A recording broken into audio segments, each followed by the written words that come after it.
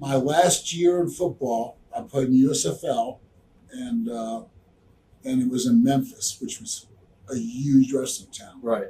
That was my first exposure really to wrestling. To the Jarrett's product. Where people were like nuts about it. The Right. whole Lawler thing. And I was like, wow, these people are really into this. And at the same time, they had that first huge at the Detroit Silverdome, the Hogan Andre the Giant match. Right, WrestleMania 3. I was like, man, they sold that place out.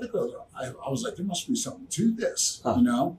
And I always worked real hard in the weights, and it was kind of they always called me the cyborg and the genetic freak kind of thing. You know, everybody always teased me about that. So I was like, you know, all I did was I walked into an office at Championship Wrestling in Florida and hooked up with a great guy who, which looking back on wrestling now is so unusual. Hiro Matsuda. Right. Mm-hmm. Got it. Rest his soul. And usually it's always, what's in it for me, you know, if I'm going to help you. It's usually a family member saying or you got to contact something. I didn't know anybody. Right. I walked into the office and said, I don't know if I'd be any good at it at all. I don't know anything about it.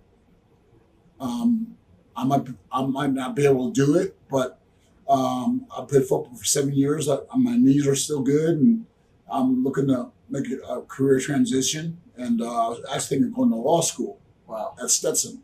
I was living in Tampa at the time, right. and I was choosing between law school and going from football and the wrestling, and I chose wrestling. It turned out to be a great decision, you know. But I never watched it growing up. I mean, I guess making a short story long, but I mean, I never watched it growing up. I really didn't, but not because I didn't like it. I just wasn't exposed to it. Right. You know. What was training like under Hiro Matsuda? Brutal. I know he's they did a vignette with He's you. legendary. Right. Right. I mean, I heard about him breaking people's bones, and which is, I know he did. Dude, I was real fortunate that he was. Thank you very much. Yep, no problem. He was real good with me, and he was strictly in it for the intrinsic enjoyment of seeing somebody succeed. You know, in the sport of professional wrestling, he loved the sport. He had a real deep respect for it, and he taught me a lot of respect for it.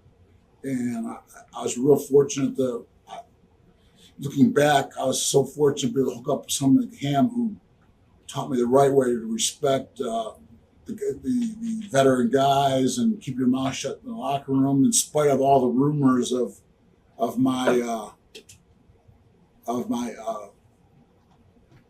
my attitude or behavior. It was, anybody knows me or really gets somebody as a friend knows that's all.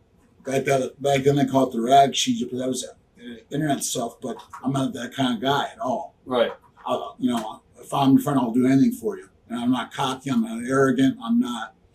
That's the last thing in the world I was raised to be. I also had a strict upbringing and taught to respect, open doors for women. I mean the whole 9 yards. You know. Right. And it was bizarre how the rag sheets on the internet jumped on kind of the bandwagon, which, hey, they have the right to do that. You know, I don't have any resentment over that. Either. Just, free speech, right? Right. But I mean, I was always a little bit miffed by that. I'm going to actually ask you about that later on because you have a reputation for some of that stuff, but I'll ask you later on. Which is like crazy. Right. Like crazy.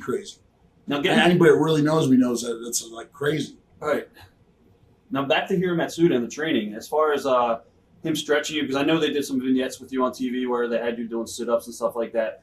As far as like learning how to bump and the psychology of the business at the time in Florida, was he responsible for teaching that, or was it somebody else? He would actually not take you in the ring for probably. I was the fastest guy who ever got into the ring.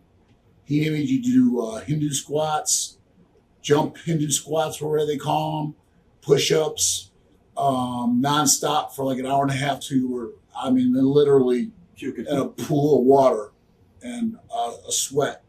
And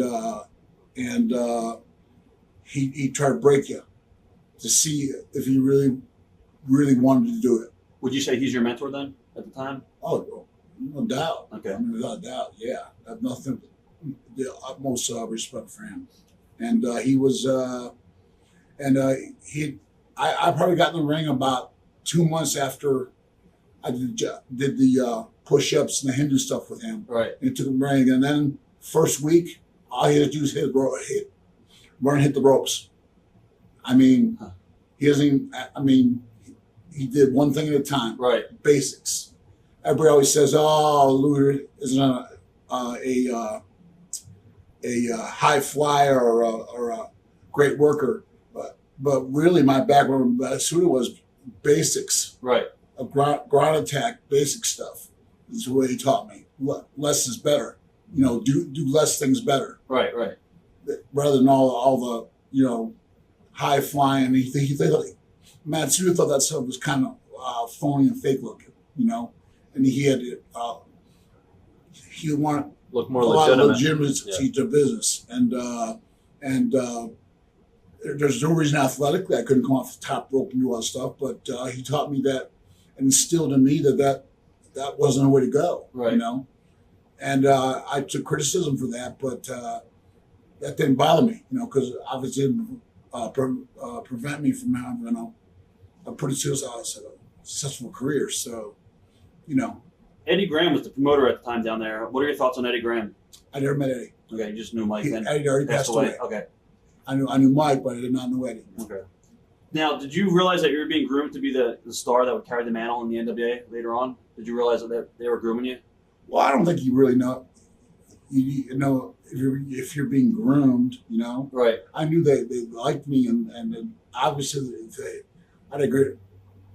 I didn't even know who the Four Horsemen were. Right. I knew who Ric Flair was, but Arn Anderson and one in the NWA from Florida after my first year.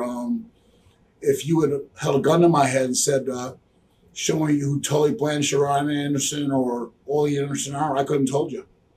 And I went straight from I wrestled Flair a couple times down in Florida. Battle of the Belts 3, I think. And quite ineptly, but I mean, he carried me through. Right. And Rick really took a liking to me. And Rick, I have nothing but the utmost respect for. He's a great guy, and he was a real supporter of me, and always talked well of me, and always has to this day. And we still get along great. And Rick, Rick put out the word really for me for my entry into NWA wrestling with Crockett's, and that's why I went there, you know, and